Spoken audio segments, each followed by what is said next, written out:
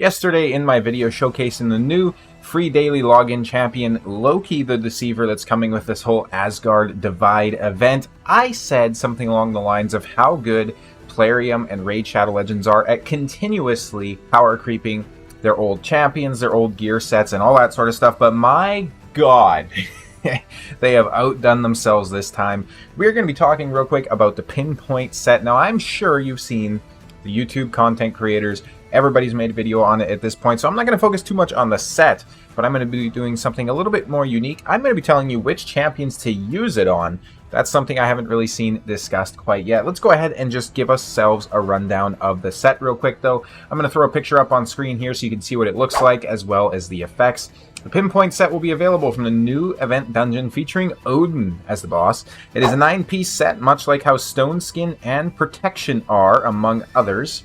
1 piece gives you plus 20 accuracy, 2 pieces plus 10 speed, 3 pieces plus 20 accuracy for a total of 40 so far. 4 pieces starts the round with 1 intercept stack, 5 piece 10% more speed, 6 piece starts the round with 2 intercept stacks, 7 is more accuracy, 8 is more speed, and 9 starts the round with 4 intercept stacks. Now, at a first glance, you might think to yourself, oh, well, that's not bad. I mean, I haven't really used intercept myself yet. What is this going to do for me? Well, let me tell you what this will do.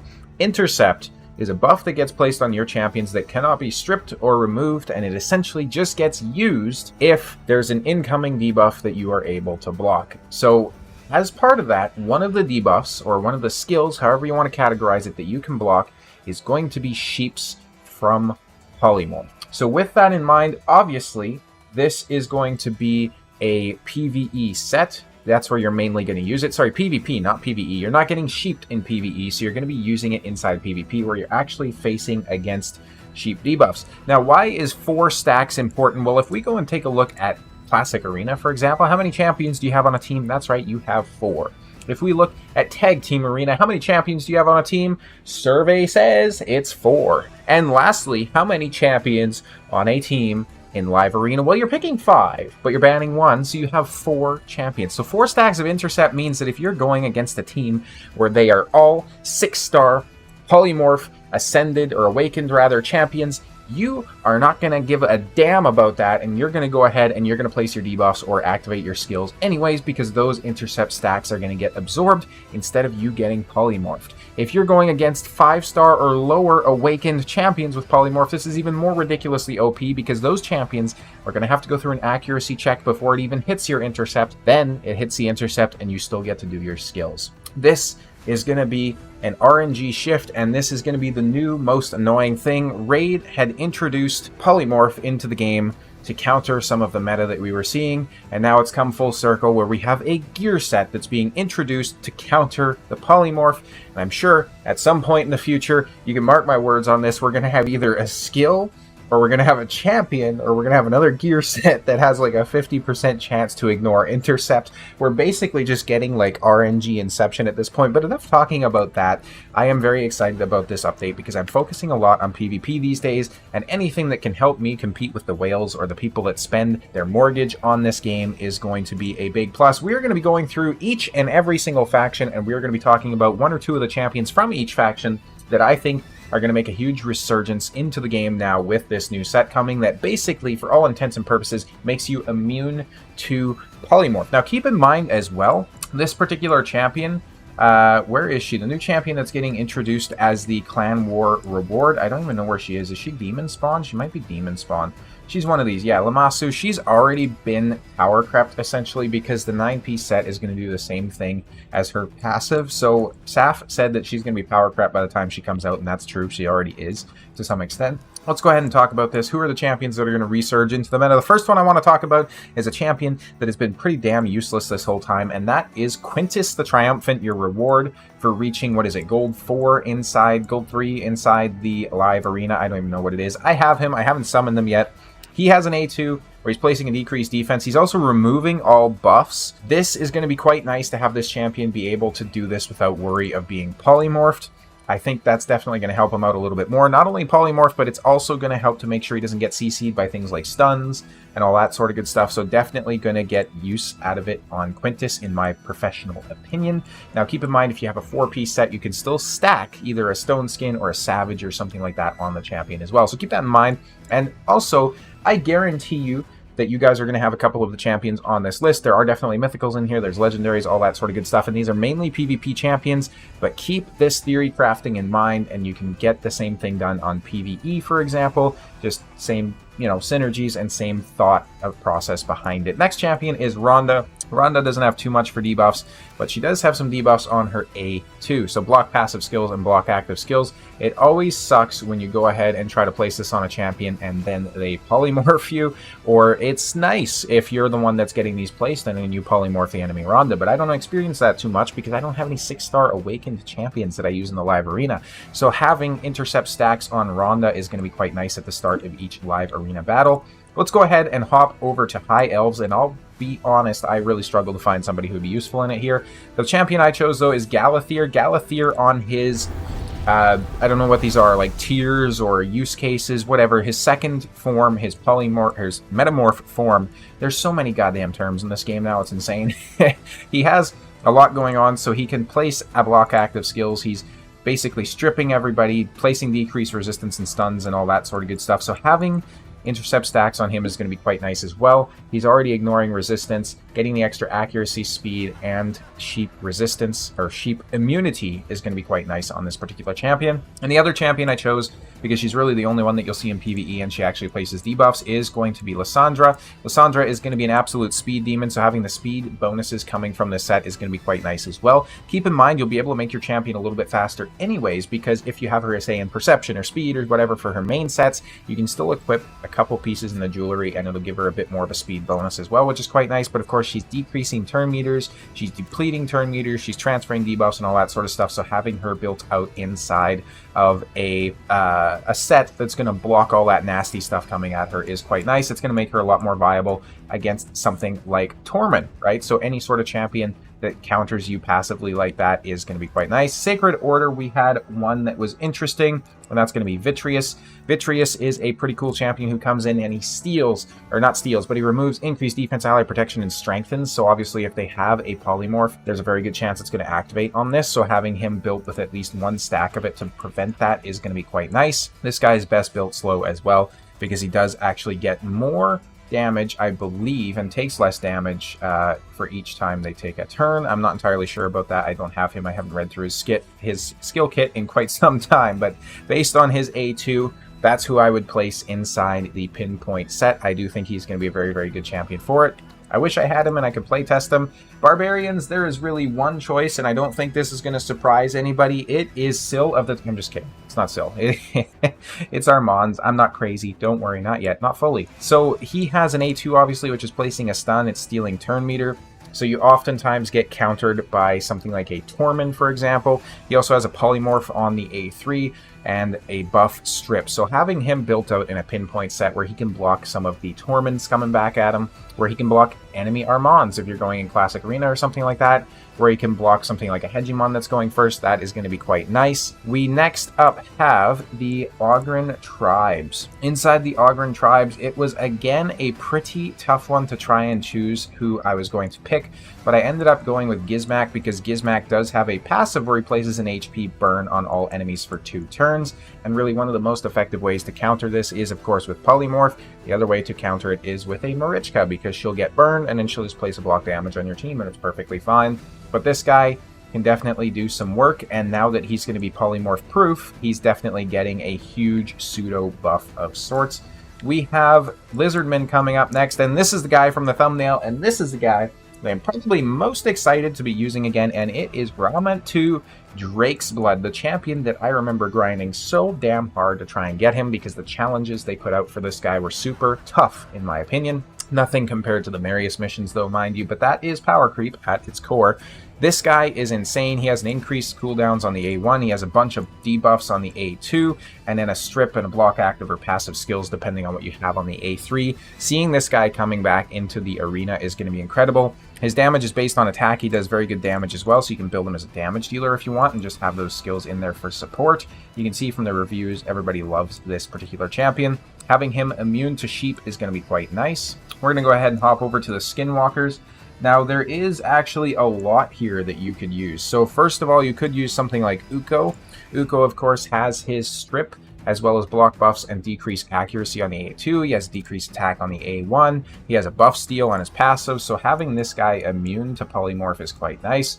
I currently have him built in Stone Skin and a stun set, so he's decently strong as he is. I don't really use him anymore, though. So that guy is a very decent way to go. Somebody like a Nishak is going to be very solid. Nishak is very good for countering some teams in the arena, especially if you have him built out in like a Stone Skin or something like that, so he can go second and let them wear off all of their block debuff immunities or, you know, bolster sets and all that sort of stuff, and then he can just go in and bomb them down as well, which is quite nice. And then lastly, the one I wanted to call out inside here is actually Marius. So Marius does place a lot of debuffs as well. Having him have that polymorph immunity is going to be quite nice. Another notable call out would of course be Sun Wukong.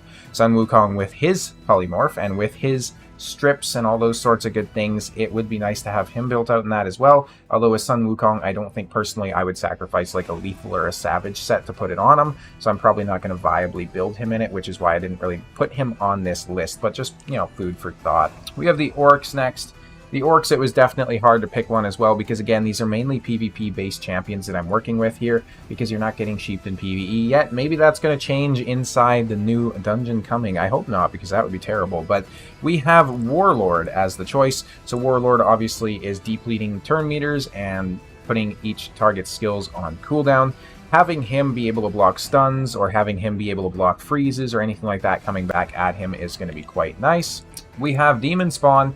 There's a lot to call out inside the Demonspawn, actually. So first and most importantly is, of course, Duchess. I still don't have her, but having a Duchess on your team with this new set would be quite nice. Not because you're worried about her being polymorphed, but actually because you're worried about debuffs coming into her. So obviously, if you have like a 1500 resistance Duchess at this point, you're probably not too worried about that. But one of the things that really power crept older champions is the fact that mythicals do ignore a certain percentage of resistance. Usually it's around like 20% base.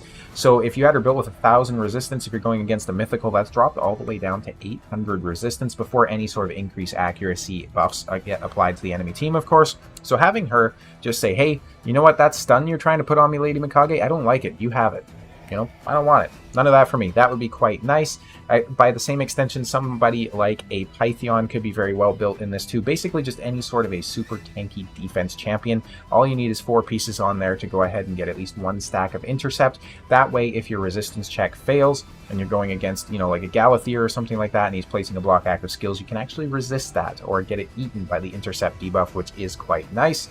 Another champion is going to be Prince Kaimar. Prince Kaimar is a bit of a speed demon with his A2. He's coming in and he's basically stripping everybody and placing a sleep. You don't see him used much in the arena anymore, again, because of the sheeps. Like, you just get, this is a sheep magnet. This is sheep bait right here. So having this guy built out with at least 1 intercept stack, or preferably more, will definitely help you out quite a bit. The nice thing is they put speed on there as a bonus stat to it too, so like as a bonus, which means that essentially you're still getting the stats that you need for these speedy champions. This set has almost been crafted specifically just for debuff champions, so it's cool to see them kind of doing that. The other champion I picked was Mortu Macabre. Again, same thing as Duchess. You're not worried about him getting sheeped, but you are worried. Well, I guess kind of. If somebody like an Armands, if you're going against him, you're more so worried about him getting CC'd, because if you put a Provoke on him, or you put a Freeze on him, and he would have had his Peril skill available, he's no longer going to have it, so if you can stop those nasties from getting through to him. Fun fact for you, by the way, if you're ever fighting this champion, stuns go against you. So if you hit him, and you stun him, and he activates Peril, stuns stop the cooldown of skills, so when he cycles back around to his turn again, he's still going to have Peril available, which has definitely messed me up a few times. So Mortu Macabre is definitely a decent champion to build out in it as well. We have Undead Hordes. A couple champions to call out here. First of all, of course, UDK. Again, a champion kind of like Duchess that you're going to have built super, super high resistance, usually in most cases. For me, at least, I wasn't able to get too much resistance on him, so having him built out in maybe even like a 4-piece set of Pinpoint or something like that, along with my Stone Skin, would be quite nice. It means that I'm going to be able to get through a lot more CC and stuff like that that's coming my way.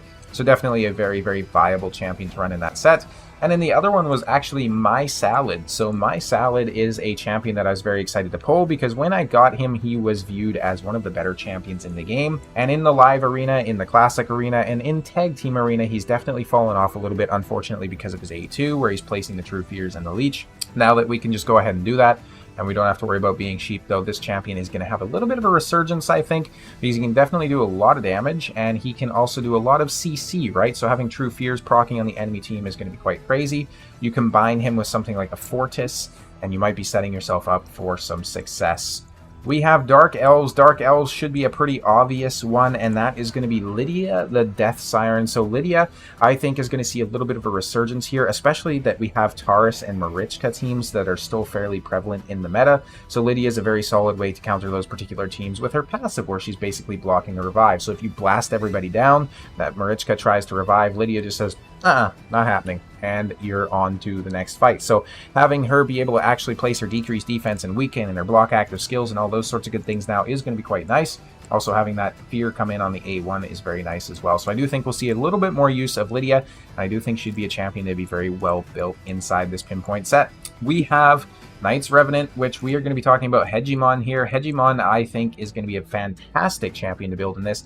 Hegemon is one of those unique champions where he has the passive where he just simply goes first, which means you're not worried about speed on him. You're either building him just with obscene amounts of accuracy, or of course you're building him for damage, both of which you'll be benefited by having the Pinpoint set on him. Primarily if you're building him for CC, so if you're placing a decrease attack, and then if you're placing the block active skills, obviously you don't want to get polymorphed when you're trying to place that. Very solid counter to speed teams, so if you're struggling with speed teams and you have Hegemon, bust them out, build them in that set, go ahead and start using him again. He is fantastic. Useful call out as well would be Crixia. Crixia does place a decent amount of debuffs on her skills, so having her be immune to all sorts of nasty things as well would be quite nice. That being said, though, Crixia is built with resistance because her skills are off of resistance. She doesn't actually need accuracy. So that being said, she's already, pretty decent at resisting, for example, stuns and freezes and all that sort of stuff. But if you're going against 6-star awakened teams, you might want to have to resist some polymorphs coming your way too. So another useful call out there. We have the Dwarves, and there wasn't really a solid choice for this one, in all honesty. What I ended up choosing was Tormund. You could easily make the argument about Senna as well, because she's very similar to like a Duchess-style champion, but I chose Tormund the Cold because he is placing so many freezes on the enemy team that it is going to happen sooner or later, even against 1-star awakened champions, that he's going to get a sheep thrown back his way. And if you can just say, nope, don't want the sheep, you can send that off, right? Send it off to market. He is going to be so much stronger if you can build him out. He was technically a fusion recently as well, so most people should have this particular champion, which is definitely going to help to progress you in the arena a little bit if you're going against like a speed team, or if you're going against Armands. Tormund is actually a very solid counter to Armands as well because of the amount of turn meter boosts that Armands does on himself. I know I've tried to run Armands into Tormund teams previously, and it was not fun, let me put it that way. We have Shadowkins coming in next, and there's actually a few champions in here that would be decent to build out in this set. First of all, we have, of course, Lady Mikage. Lady Mikage is placing a lot of debuffs, so she's placing sleeps, she's placing stuns, she's stripping, all that sort of good stuff. So having her say nuh-uh to those sheeps and send them on their way is going to be very, very strong if you can build her out in this particular set. Next up, we have Lady Kimmy. Lady Kimmy, of course, is one of the more well-known champions at this point who's placing block buffs. She's placing decreased accuracy and decreased speed. She's also doing some turn meter manipulation, so having her be able to resist, or I keep saying resist, but having her be able to block and eat those CCs coming her way is going to be insane. And lastly, it's actually Yoshi the Drunkard, because Yoshi's placing a True Fear on everybody, and he's placing increased attack and increased accuracy on your team, so he's a very solid setup champion. He has some pretty nasty toes, by the way. I don't know if anyone's ever noticed that. They are not too fun there. He's also got a stun on the A1, and he's also got a decreased accuracy and a burn. So again, being able to not get polymorphed or being able to resist Tormund's freeze coming at you or those sorts of things is going to be so strong. And lastly, we have Silven Watchers. Silven Watchers, I struggled a little bit to try and find a champion that would be good in this particular role. I ended up settling with Eostrid, just because Eostrid is placing so many debuffs, decreased speeds, weakens, sleeps on the A1, steal, like stripping a buff, which is insane. She doesn't strip a buff, actually. I'm just crazy. She places the sleep. And then, of course, she is doing turn meter boost as well. So having her be able to place these debuffs and having her be able to boost your team, again, I keep saying it without worrying about what's coming back your way, is going to be very, very strong. Let me know down below what you guys think and what champions you think are going to see a resurgence inside the meta in the game. I'm very excited for this set to launch. I'm very excited to see what they do with the dungeon. I definitely hope that we don't have to worry about getting sheeped, but, you know, it is what it is at the end of the day. As long as we get some good gear out of it, I'm sure I'll be happy. Thank you guys all so much for watching.